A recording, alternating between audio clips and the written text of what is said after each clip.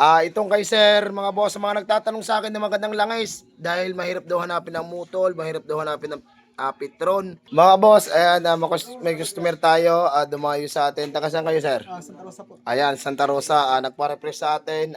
Langis na gamit ni sir, itong gamit talaga ni sir. Ayan, EX7 synthetic base. Ayan, mga boss, meron tayo yan. Meron din tayong Pitron, meron din tayong long ride. Itong kay sir, mga boss, sa mga nagtatanong sa akin ng magandang langis, dahil mahirap daw hanapin ng mutol, mahirap daw hanapin ng Pitron.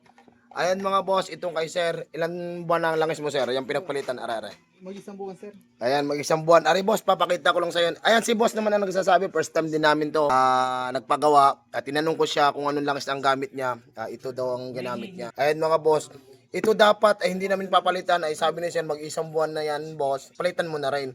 Ito yung langis niya, mga boss, oh. Ayan, mga boss, hindi tayo nagsisinungaling yan. Yan, ayan si sir na witness. Ayan, napakaganda pa. Gusto ni sir ipalitan na rin. Ako'y nang hinayang din sana, ibabalik sana. At napakalinis po, mga boss, oh. Ayan, kitang-kita naman, oh. Isa-usaw ko na, oh. Malinis, boss, ano? Opo. Pero wala tayong magagawa, madumi ang lagayan, Ayan, mga boss. Ayan, kung wala kayong mahanapang mutol, o kung anong mang langis na hinahanap nyo, wala. Ito, siguro na mayroon yan sa inyo. Saan ka nabili, boss, pag wala sa shop? Gasoline station. Gas station na po nabili. Ayan.